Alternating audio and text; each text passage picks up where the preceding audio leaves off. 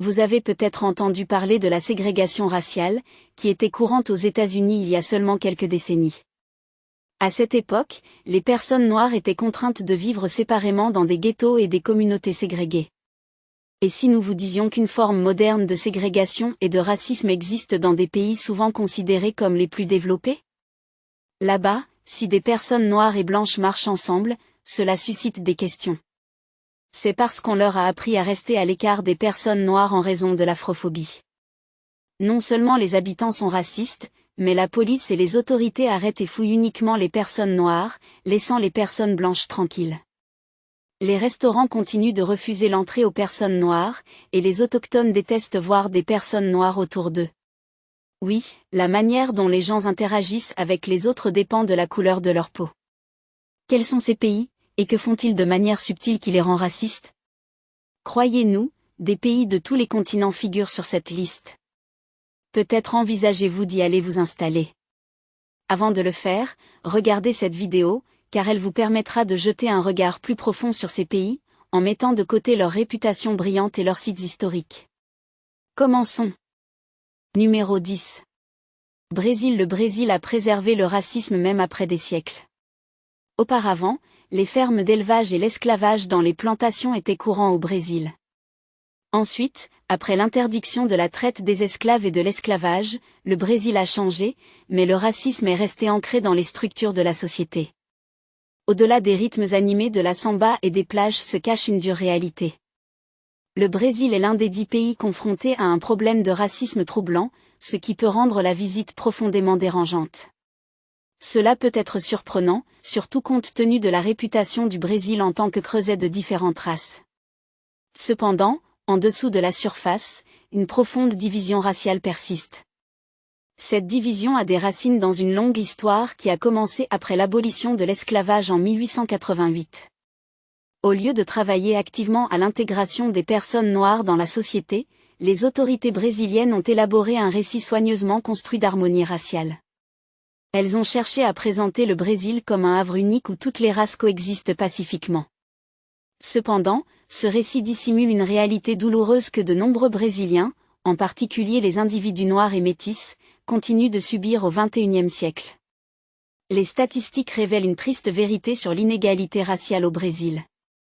Les Brésiliens noirs et métis sont les plus touchés par la violence policière et le manque d'accès à l'éducation. Ils sont peu représentés dans les cercles de la prise de décision. Étonnamment, ils représentent 64% de la population au chômage et ont près de 3 fois plus de chances d'être victimes d'homicides. Cette inégalité flagrante se reflète également dans leurs revenus, car en moyenne, ils ne gagnent que la moitié de ce que gagnent leurs homologues blancs. Étonnamment, malgré un grand nombre de Brésiliens s'identifiant comme noirs, leur représentation dans les postes de pouvoir est disproportionnée. Les personnes noires ne représentent que 18% du Congrès et seulement 4,7% des cadres dirigeants des grandes entreprises. Numéro 9. Italie. Les gens aiment aller en Europe et voir des sites historiques ainsi que les traces laissées par les Grecs et les Romains. À cet égard, l'Italie semble être un bon choix à visiter. Elle offre ses sites historiques, sa cuisine délicieuse et ses rues charmantes. Cependant, il y a un autre aspect de l'Italie qui demande à être reconnu, le racisme. Le racisme est un problème qui a été maintes fois mis en avant, suscitant des inquiétudes aussi bien parmi les habitants que parmi les visiteurs. Les cas de racisme sont devenus plus visibles ces dernières années, suscitant une large indignation publique et condamnation. Des individus comme Paula Igonu, une joueuse de volley d'origine nigériane, reconnaissent que l'Italie lutte contre le racisme, mais estiment que des progrès sont lentement réalisés. D'un autre côté, des personnes comme Lilian Thuram, un ancien footballeur professionnel français, expriment une vision plus pessimiste, suggérant que le racisme s'est intensifié, en particulier sous l'influence du gouvernement de coalition de droite actuel. Des incidents ont éclaté montrant que le racisme existait en Italie et existe toujours, restant latent et apparaissant au moment opportun. Le joueur de football Romelu Lukaku a été victime de chants racistes de la part des supporters de la Juventus, ce qui a conduit la ville de Turin à émettre 171 ordonnances d'éloignement.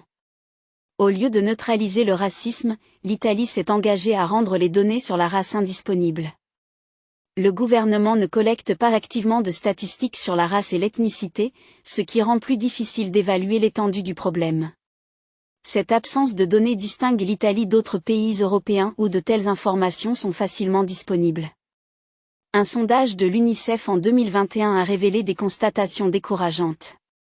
Environ 60% des jeunes en Italie ont admis avoir des préjugés racistes inconscients. Cela suggère que même si les individus n'ont pas consciemment des opinions discriminatoires, ces préjugés influencent toujours leur comportement. Numéro 8. Espagne. L'Espagne est l'un des pays les plus célèbres d'Europe, qui semble présenter une forme moderne d'État aujourd'hui. Vous pourriez avoir envie de visiter l'Espagne en raison de sa riche culture, de ses plages magnifiques et de ses villes animées. Cependant, derrière cette façade captivante se cache une réalité troublante qui pourrait vous faire réfléchir lorsque vous planifiez votre voyage. L'Espagne, une nation qui abrite depuis des décennies des communautés diverses, y compris des Espagnols noirs et des personnes de couleur, est aux prises avec un problème profondément enraciné, le racisme. Ce problème n'est pas isolé. Il imprègne la société et a conduit beaucoup à classer l'Espagne parmi les 10 pays racistes à éviter. Pendant des années, les personnes d'origine africaine ayant la citoyenneté espagnole et les personnes de couleur vivant en Espagne ont partagé leurs expériences déchirantes de discrimination raciale. Abraham Jiménez Hinoa, un écrivain cubain qui a fait de l'Espagne sa nouvelle maison en 2021, a documenté leur rencontre personnelle avec le racisme. Étonnamment, il a enregistré un nombre stupéfiant de 182 incidents jusqu'à présent. Ces incidents vont de la surveillance injuste dans les magasins à des contrôles d'identité injustifiés dans les transports publics. Les témoignages de Noah peignent un tableau déchirant d'une société qui semble fermer les yeux sur ses propres préjugés. Même le monde du sport, souvent considéré comme une force unificatrice, n'a pas été à l'abri de cette réalité laide. Lors d'un match entre le Real Madrid et Valence en mai 2023, Vinicius Junior. Un jeune joueur talentueux, a été confronté à des insultes racistes horrifiantes de la part des supporters adverses. Des cris de singe résonnaient dans le stade, un taux profondément offensant qui expose le racisme prédominant au sein de la société espagnole. Cet incident n'est pas isolé pour Vinicius. Il a parlé des épisodes continus d'abus racial qu'il a endurés pendant son séjour en Espagne.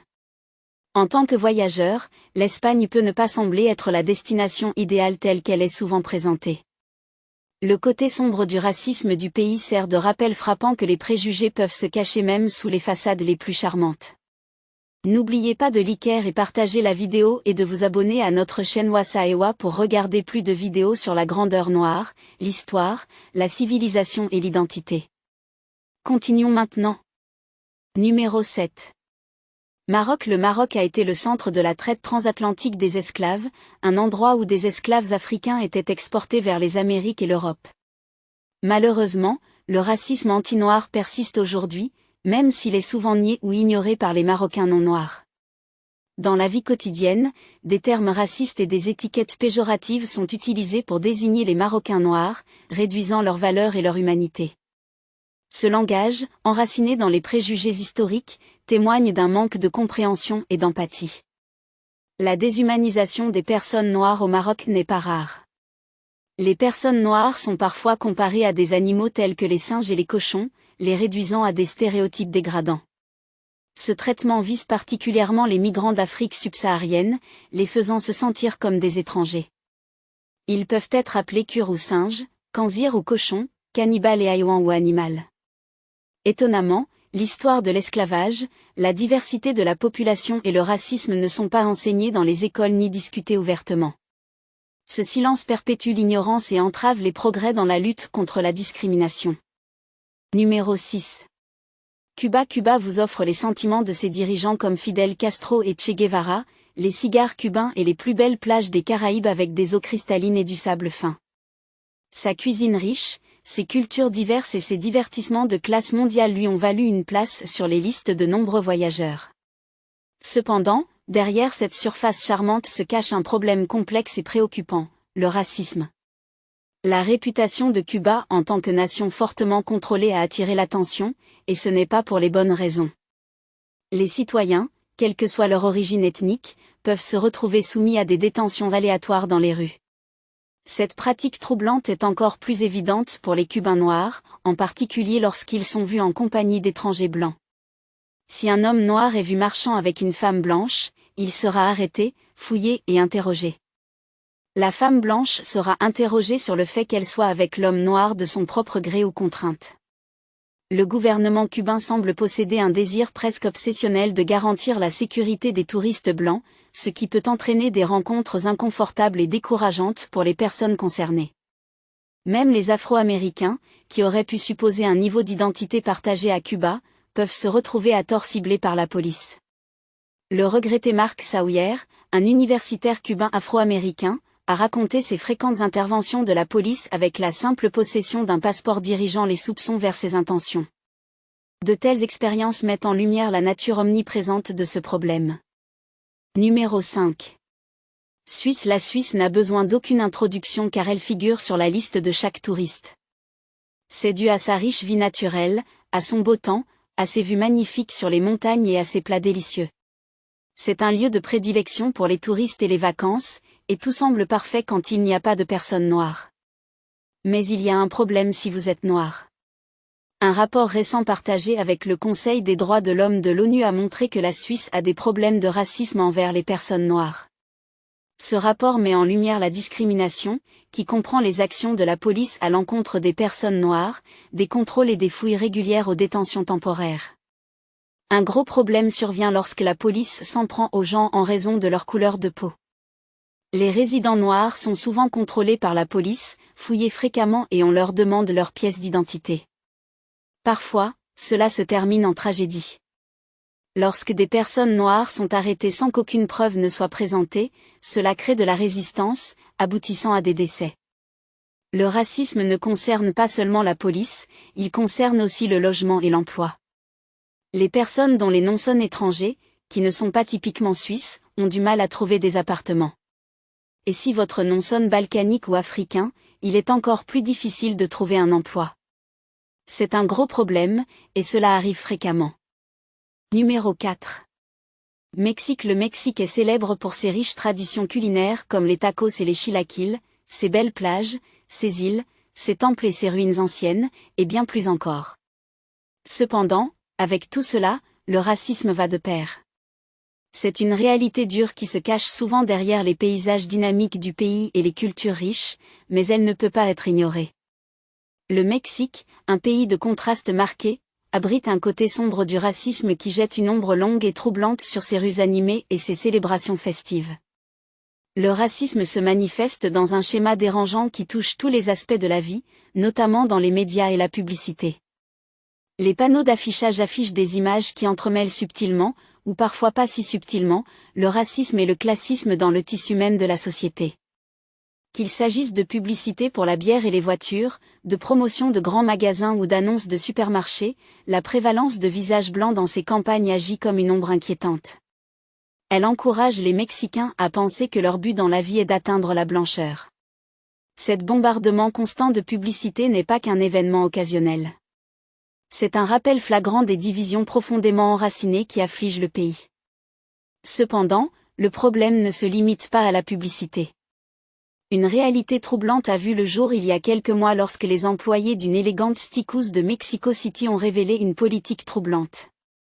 Les meilleures tables étaient réservées aux clients à la peau plus claire. L'idée que les clients à la peau claire bénéficiaient d'un traitement préférentiel n'était pas entièrement surprenante dans un pays où historiquement, les teints plus foncés étaient corrélés à des revenus plus bas, un accès réduit à l'éducation et une représentation médiatique limitée. Au Mexique, si une famille noire vit dans une ville avec des habitants à la peau claire, elle se verra attribuer des noms humiliants comme Negrito ou Petit Noir. Numéro 3. Colombie. Du café, des émeraudes, des fruits exotiques, de belles plages, des festivals, de l'architecture et de la faune, la Colombie possède une identité propre. Cependant, sous cette surface extérieure se cache la réalité sombre du racisme, qui rend toutes ces caractéristiques attrayantes sans valeur. La Colombie se classe parmi les 10 pays aux prises avec un racisme profondément enraciné, avec ses communautés afro-colombiennes et indigènes supportant le poids de ce fardeau. En explorant les rues animées de Bogota ou en vous plongeant dans les merveilles naturelles du département du Pacifique de Chocó, l'histoire raciale de la Colombie devient manifeste. Les statistiques racontent une histoire convaincante. La Colombie compte la deuxième plus grande population d'ascendance africaine en Amérique latine, et pourtant leur présence est restée largement inaperçue jusqu'aux années 1990. Même avec l'introduction des lois sur le multiculturalisme dans les années 1990, le chemin vers l'égalité sociale a été difficile. Avant ces réformes légales, les Afro-Colombiens étaient souvent confrontés à une invisibilité alarmante, négligée à la fois par le gouvernement et les institutions académiques. L'éducation, un droit fondamental, met en évidence la division raciale de la Colombie. Lorsque des pluies torrentielles et l'abaissement des rivières causées par l'exploitation minière ont touché les communautés rurales du Chocó, les écoles ont beaucoup souffert. L'indifférence de l'État colombien a entraîné des mois de perte d'éducation pour les enfants noirs et indigènes. Pendant ce temps, les étudiants blancs privilégiés de Bogota ont poursuivi leur éducation sans interruption. Cette inégalité flagrante met en lumière la réalité sombre d'un système raciste. Les disparités raciales de la Colombie vont bien au-delà de l'éducation, imprégnant les chambres politiques, les établissements de santé, les secteurs agricoles et les institutions commerciales. Les communautés autochtones et afro-colombiennes se retrouvent marginalisées, souvent représentées de manière symbolique plutôt que substantielle.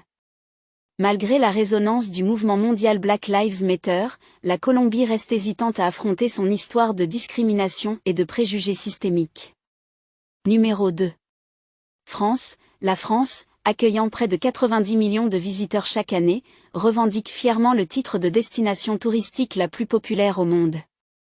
Cela est dû à ses sites historiques comme la Tour Eiffel et le musée du Louvre, ou à des promenades dans les rues charmantes de Paris. Rien que d'être en France et à Paris est un rêve pour beaucoup. Cependant, derrière la riche histoire et la culture de la France se cache une sombre ombre de racisme, une réalité qui ne doit pas être négligée. Bien que pas toujours immédiatement évident pour les étrangers, un courant sous-jacent troublant ternit l'expérience de nombreux individus. Malgré les efforts pour lutter contre le racisme et célébrer les réalisations, des observations récentes révèlent que ce problème n'a pas totalement disparu. La pandémie de Covid-19 a involontairement fourni un terrain fertile pour la prolifération de théories du complot antisémite nuisibles. De plus, les campagnes politiques ont ravivé les discussions sur la migration et la sécurité. Les sentiments racistes et xénophobes au sein de la société française ne sont pas rares. Le racisme persiste souvent sous la surface, dissimulé derrière des façades polies. Ce racisme subtil se manifeste dans des scénarios quotidiens où les personnes noires se voient souvent attribuer des rôles tels que personnel de bureau ou personnel de nettoyage. Cette réalité devient difficile à ignorer lorsque l'on constate les disparités flagrantes en matière d'emploi et d'opportunités. En 2022, la France a commémoré le 50e anniversaire de la promulgation de la loi du 1er juillet 1972, qui pénalise les insultes racistes, la diffamation, l'incitation à la discrimination, à la haine ou à la violence raciale. Elle a également célébré le 51e anniversaire de la ratification de la Convention internationale sur l'élimination de toutes les formes de discrimination raciale. Cependant, malgré tout cela, la France continue de lutter contre le racisme de nos jours. Son histoire de colonialisme et l'exploitation continue de l'Afrique ont modifié la structure de la société. Cela prendra peut-être des siècles, car ce tissu social raciste est également le résultat de siècles de colonisation. Numéro 1. États-Unis. Eh bien, les États-Unis d'Amérique ne devraient pas vous surprendre s'ils figurent sur cette liste. Lorsque vous mettez les pieds aux États-Unis, souvent loués comme la terre des opportunités et de la liberté, vous pourriez être confronté à une vérité difficile que beaucoup préféreraient ignorer. Les luttes de l'Amérique contre le racisme sont profondément enracinées, omniprésentes et indéniables. C'est une réalité inconfortable qui est apparue à maintes reprises, dessinant le tableau d'une nation aux prises avec ses propres idéaux. La tragique mort d'Afro-Américains en 2020 aux mains d'un policier à Minneapolis a envoyé des ondes de choc à travers le monde. Cet incident déchirant a non seulement exposé le racisme profondément enraciné au sein des institutions américaines, mais a également déclenché une conversation plus large sur les réalités auxquelles sont confrontés les immigrants noirs dans le pays. Ce ne sont pas seulement les immigrants, mais les Noirs dont les ancêtres vivent aux États-Unis depuis des siècles qui font face au racisme. Alors que la majorité des Afro-Américains sont les descendants de ceux qui ont été amenés de force aux États-Unis en tant qu'esclaves, une partie substantielle, soit près de 5 millions de personnes, sont des immigrants noirs arrivés en quête du rêve américain. Cependant, la promesse d'une vie meilleure se heurte souvent à la dure réalité du racisme systémique. Le Pew Research a signalé qu'environ 63% des personnes aux États-Unis estiment qu'il est devenu plus courant d'exprimer du racisme aux États-Unis qu'auparavant. Le rapport indique également que 76% des personnes noires et asiatiques, ainsi que 58% des hispaniques, déclarent avoir été victimes de discrimination ou de traitements injustes en raison de leur race ou de leur origine ethnique.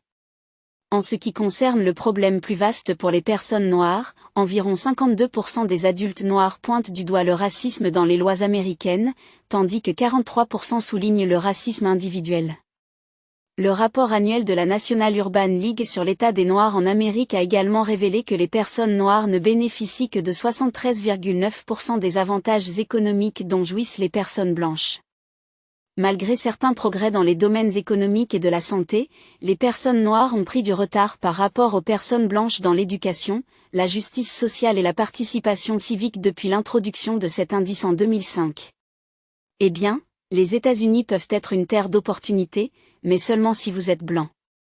Saviez-vous que ces pays sont racistes de nos jours? Pensez-vous que, en raison de leur histoire, le racisme est devenu la trame même de leur nation? Faites-nous savoir quel pays de cette liste vous n'attendiez pas. Voulez-vous regarder plus de vidéos comme celle-ci? Si oui, abonnez-vous à notre chaîne Wasaewa et appuyez sur la cloche à côté. Nous avons décidé de publier des vidéos sur quelque chose dont personne ne parle, la culture noire, la civilisation, l'histoire et les preuves de la grandeur des Noirs. Merci de nous avoir regardés et jusqu'à la prochaine vidéo, restez connectés.